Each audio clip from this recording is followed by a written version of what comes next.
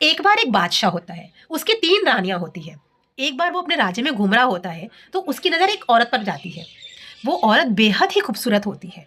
अब उस औरत को देखकर उसे लगता है कि ये इतनी खूबसूरत औरत है और इसे मेरी बेगम होना ही चाहिए। तो वो क्या करता है, वो उसके बारे में पता करवाता है। अब पता चलता है कि वो औरत को ऑलरेडी निकाह हो चुका होता है और वो ऑलरेडी किसी की बेगम होती है। अब वो सोचता है कि ये किसी और की बेगम है, तो मुझे इसको कैसे हथियाना चाहिए। अब वो उसके माइंड में बहुत तरीके आते हैं कि इसके पति को मरवा दो या और भी कुछ करवा दो।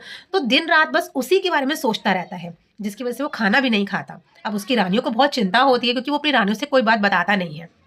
रानियों को बहुत चिंता होती है कि भाई खाना भी नहीं खा रहा, बहुत चिड़चिड़ा हो रहा है, दिन रात किसी बात को लेकर इस परेशान है, तो क्या बात है। तब उस बादशाह का ना एक बहुत अच्छा मित्र होता है। तो रानी उसको जानती होती है। रानियां क्या करती हैं, उसके मित्र को बुलाती हैं कि भाई अपने मित्र से पूछो कि क्या बात है, ऐसा क्यों बिहेव कर रहा है। तो फिर उसके मित्र को बुलाती है, उसका मित्र आता है, उससे बातचीत करता है। तो वो बादशाह अपनी सारी बात उस अपने मित्र को बता देता है। अब उसका मित्र 5 टाइम का नमाजी होता है और खुदा में उसका बहुत ध्यान होता है। अब वो जब ये बात सुनता है, तो उससे बड़ा बुरा लगता है कि भाई किसी और की बेगम को अपना बनाना बहुत गलत बात है। लेकिन वो ये भी सोचता है कि अगर मैं इसको ये बात बोलूँगा तो ये मेरे पर ही चढ़ जाएगा, मुझे ही गुस्सा करेगा, क्योंकि अभी इसको कोई बात समझ में नहीं आएगी मेरे कहने से। तो वो क्या करता है, अपने मित्र को कहता है कि एक बात मानेगा मेरी, मैं अगर तू मेरी एक बात मानेगा तो मैं तेरा काम करवा दूँगा। तो वो बादशाह कहता है कि मैं तेरी कोई बात मानने को तैयार हूँ, बस मुझे वो औरत दिला दे। तो वो मित्र कहता है कि ना तुम्हारे राज्य के ना पास में ना एक संत का डेरा लगा हुआ है। वहाँ पर मैंने सुना है कि वो ना उनसे कोई बात जाके करो ना, वो सब काम कर देते हैं। अब वो बादशाह जब ये बात सुनता है, तो अगले दिन ही तैयार हो जाता है उस संत के पास जाने के लिए। अब वो अगले दिन जाता है उस संत के पास, संत से मिलता है और अपनी सारी बातें क्लियर बता देता है कि मुझे ऐसे-ऐसे एक औरत पसंद आई है, वो किसी की बेगम है और मुझे उसको हथियाना है, अपनी बेगम बनाना है। अब वो संत जो थे, वो बहुत पहुँचे हुए संत थे।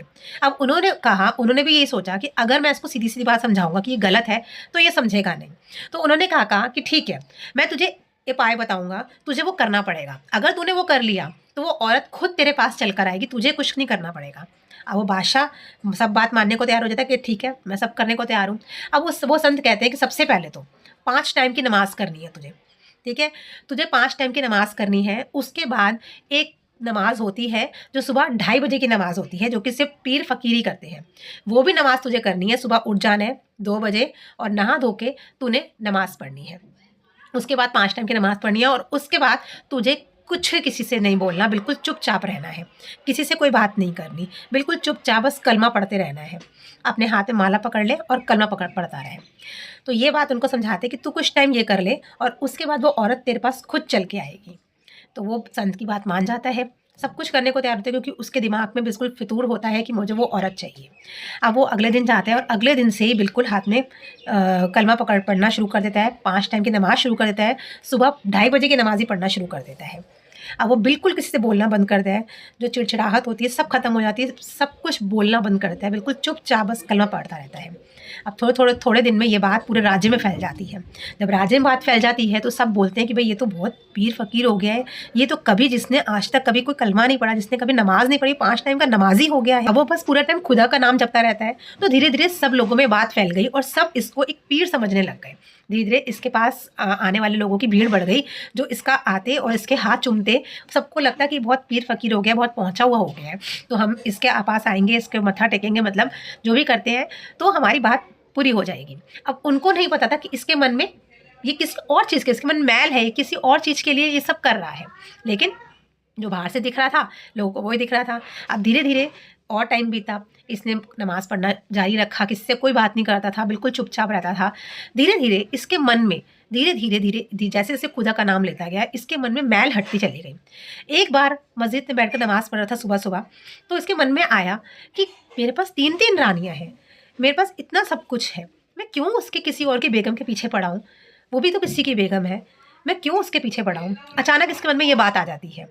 फिर कुछ टाइम बीतता है, धीरे-धीरे इसके मन से बिल्कुल मैल निकल जाती है, उसको पाने की इच्छा ही खत्म हो जाती है, उसको लगने लगता है कि नहीं, मैं गलत हूँ, मैं बहुत बड़ी गलती कर रहा हूँ, मेरे को किसी की तरफ ऐसे देखना भी नहीं चाहिए। तो धीरे-धीरे बात हो जाती है, धीरे-धीरे राजे के लोग भी इसके साथ आने लग जाते हैं, भीड़ बढ़ जाती है। ऐसे करते-करते उस औरत तक भी ये बात पहुँचती है कि भई हमारा बादशाह है, वो बिल्कुल पीर फ़कीर हो गया है। वो भी इससे मिलने आती है इनसे इनसे मिलने आती है। तो जैसे ही वो मिलने आती है, उसको पता चलता है कि वो औरत मेरे से मिलने आई है, तो उससे मिलने जाता है, लेकिन अपनी नज़र उठाता नहीं है उसकी तरफ, नज़र उठा के नहीं देखता। और वो औरत इसके हाथ पकड़ के मतलब एज़ अ पीर उनको चूमती है और ये कहते हैं, ये उसको बिल्कुल नज़र उठा के नहीं देखता और ये सीधा उस संत के पास जाता है और उनको सारी बात बताता है। अब वो संत कहते हैं कि देख, मैंने तेरे को तभी ये कलमा पढ़ने के लिए दिया था, तभी नमाज़ पढ़ने के लिए क्योंकि तू गलत था। दूसरे की बेगम पर आँख उठा के देखना ही बहुत बड़ी बात होती है, बहुत गलत होता है।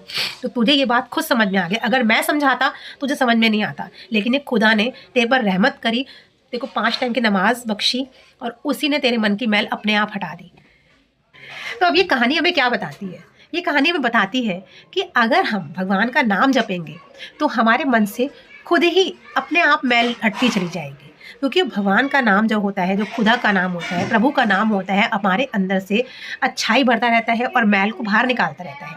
अच्छा, इस कहानी से एक बात और सीखने को मिली। आपने देखा कि जो वो बादशाह था वो किसी संत के पास गया था, किसी पीर फकीर के पास नहीं गया था।